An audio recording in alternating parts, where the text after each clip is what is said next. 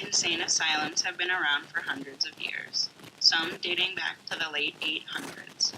The mentally ill would be sent to these asylums in hopes to cure them of their illness. One of the oldest and most famous is the Bethlehem Royal Hospital, located in London, England.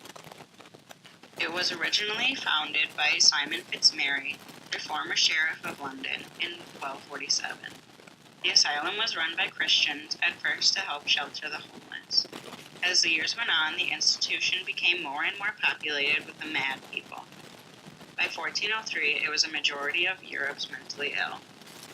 In 1547, the institution could no longer fund itself. This was because its patients were poor and had no family or friends to support them financially. So the London government took control. Since Bethlehem Hospital was the only public mental institution at the time, it had a large reputation. However, it only consisted of 12 cells, housing a total of 24 patients at a time. None of these patients usually stayed for more than a year. In 1676, the institution was moved to Moorfields in order to create more space. When the institution was rebuilt in Moorfields, it looked like the ideal place to live. It was big and it was very fancy. It was known as the Palace for Lunatics. The builders had done this on purpose in order to bring visitors to the institution. The hospital became a popular attraction in which visitors would pay at the penny gates to mock and look at humanity in its most pitiful form. Now, this wasn't the original intent. The intent was to create income while educating the public of these poor, mentally ill. During this time, a writer named Ned Ward had an interview with one of the patients. He told the patients, while talking, that they should have been hanged for treason. The patient responded by saying he has the right to speak such words inside the asylum that those outside were afraid to say. This brought about the question of whether it was safer in or outside of the institution.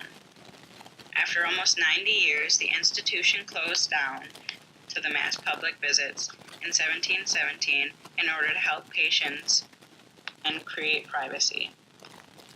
The Bethlehem Royal Hospital was known not only for the spectacle that it made of its patients, but how they were therapeutically treated. The hospital believed that corporal punishment would be a good cure for some of the conditions for madness. For the other conditions, isolation was used. The therapeutic treatment they instilled on patients often consisted of shock or purging. One of their harshest treatments was known as cold bathing. Patients were dropped into an ice-cold tub in order to shock their brains better. Another treatment had to do with purging. Patients were put into a swinging chair that rotated faster and faster until the patient defecated and vomited on themselves at the same time. This was not only therapeutic, but also used as an intimidation technique towards the patients. The doctors in the asylum believed that mastery over patients was the best way to treat them. One particular case, illustrated at the bottom of this presentation slide, is of William Norris, who was bound by a harness with bars that were controlled by chains going into another cell that was controlled by the institution's workers. I will come back to this later on. On May 2nd of 1814, the first investigation into how Europe treated its mentally ill was done. While there had been rumors brought on by the Bedlamites, or the past patients of the asylum, about how poorly they were treated, one of the men had to see it for themselves. Quaker philanthropist Edward Wakefield made a visit to the institution. Inside, patients were chained to walls, virtually naked, with only buckets of water to drink from. With the Quaker's report, a further investigation was to take place. John Haslam, the overseer of the institution at the time, was called into question. When asked about William Norris, Haslam stated Norris was a threat to the other patients. He had been bound for over 12 years in order to ensure the safety of others. The next inquiry had to do with Brian Prowler, the doctor.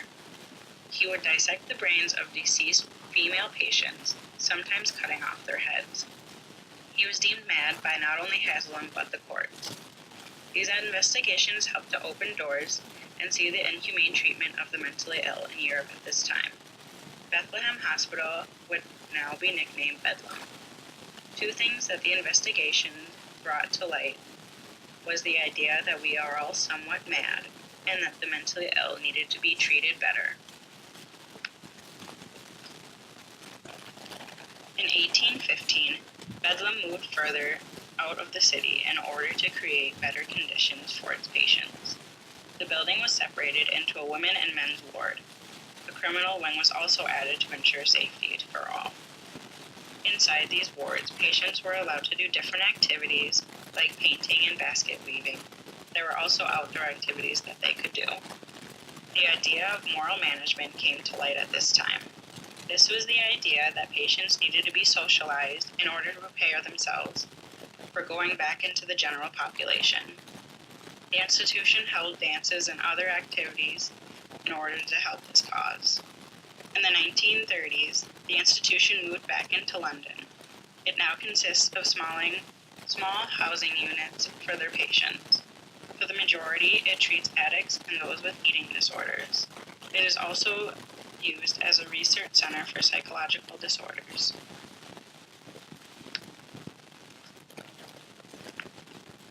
If you want to know more about Bethlehem Royal Hospital or any other mental institution, you can go to the references I have listed below.